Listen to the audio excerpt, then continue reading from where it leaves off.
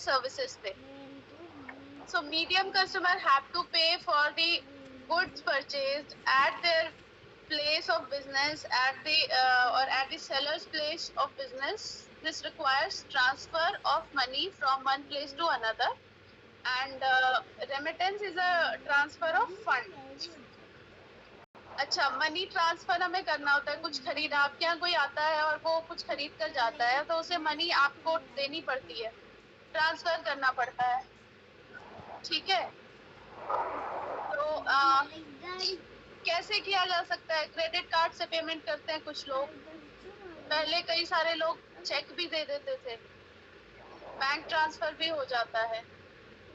तो क्या हो गया? Therefore it is necessary that there should be a good public system of payment. ठीक है, इस तरह के जो पेमेंट्स होते हैं, मनी ट्रांसफर होता है, उसके लिए एक प्रॉपर सिस्टम होना जरूरी है ना, ट्रेड के लिए, कमर्शियल एक्टिविटीज के लिए, ठीक है। इन सब के लिए फिर बैंक का रोल आ जाता है दोबारा से, ठीक है। ये एक फंक्शन है बैंक का, क्योंकि पैसे डायरेक्ट हैंड टू हैंड देने के अलावा कोई कैसे भी किसी को पैसे दे, उसमें बैंक का इन्वॉल्वमेंट तो होगा ही होगा हर हालत में। बिना बैंक के थ्रू आप ना तो आपका क्रेडिट कार्ड फंक्शन करेगा, ना ही आपका चेक काम करेगा, और डायरेक्ट बैंक ट्रांसफर तो डायरेक्ट बैंक ट्रांसफर ही है, इसकी तो फिर उसमें तो है ही है इन्वॉल्वमेंट। तो इन सारी टाइप की सर्विसेज को हम रेमिटेंस सर्विस कहते हैं। बिजनेस पर्पज से भी अगर आप किसी को पैसा दे रहे हैं बैंक के थ्रू, तो उसको भी हम रेमिटेंस सर्विस कहते हैं, ठीक है।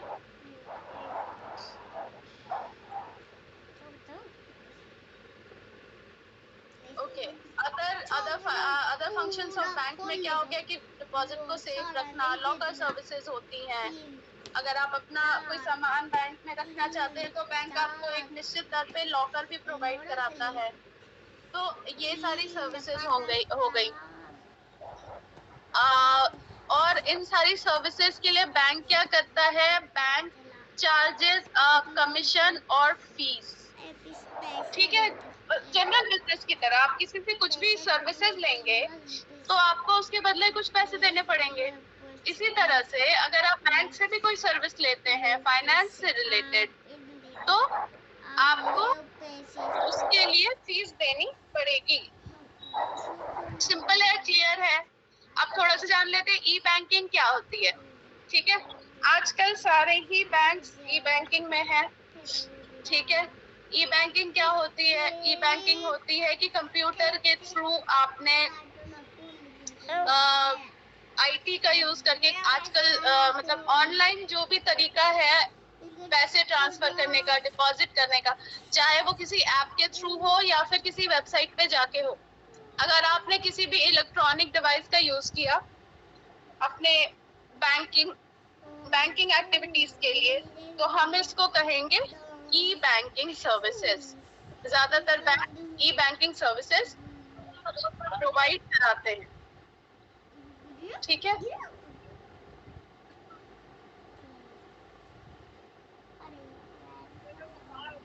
मैं कोशिश कर रही हूँ आज आपका पहला चैप्टर खत्म करा देने की। अब आते हैं deposit account and general aspects.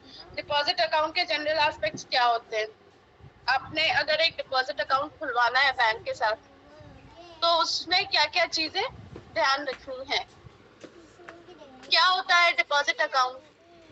तो कोई भी बंदा अगर बैंक में अकाउंट ओपन करना चाहता है तो उसको कुछ डॉक्यूमेंट्स लगते हैं, सभी जानते हैं हम जितने भी लोग हैं बैंक की सर्विसेज का जिन्होंने भी यूज किया, जो ज्यादातर लोगों ने किया है, उनको पता है कि जब भी आप जाओगे बोले जी मुझे पैसे डिपॉजिट करने हैं, तो आपको सबसे पहले एक अकाउंट खुलवाना पड़ेगा, फिर आपको केवाईसी करवानी पड़ेगी सारे डॉक्यूमेंट डाल के। उसके बाद रिजर्व बैंक ऑफ इंडिया ने जो ऑफिशियल वैलिडेशन रखा है, बेसिक डॉक्यूमेंट जो रिक्वायर्ड है वो आपसे बैंक कर मांगेगा, और इस तरह से सारा प्रोसेस कंप्लीट करने के बाद बड़ी आसानी से आपका एक डिपॉजिट अकाउंट खुल जाएगा, ठीक है। और फिर आप अपने पैसे डिपॉजिट कर सकते हैं। ये गाइडलाइन जरूरी क्यों होती है? लोग कभी कभी बहुत परेशान हो जाते हैं कि मुझे इतना सारा डॉक्यूमेंट डालना पड़ रहा है, इतना टाइम लगा रहे हैं बैंक वाले। तो एक चीज अच्छी तरह से समझ लेनी चाहिए हमें कि अगर ये प्रोसेस बड़ा आसान हो गया, उसमें हमें ज्यादा डॉक्यूमेंटेशन की जरूरत नहीं, हम गए फटाफट हमारा अकाउंट खुल गया, तो फटाफट वाला काम कोई भी करा लेगा। और फिर ये जो हमारा फंड डिपॉजिट रहता है बैंक में, वो बिल्कुल भी सुरक्षित नहीं रहेगा। फिर बैंक को हम इतनी सुरक्षित संस्थान कैसे मानेंगे? क्योंकि वहां फिर मनी लॉन्ड्रिंग का काम, मतलब गलत तरीके का जो पैसा लोगों ने कमाया वो भी वहां रखने लग जाएंगे आराम से, है ना। टेररिज्म को बढ़ावा मिलेगा, इलीगल काम होंगे, ठीक है। बिना डॉक्यूमेंट के जो इलीगल काम होते हैं, उस तरह के लोग इसमें इन्वॉल्व होने लग जाएंगे।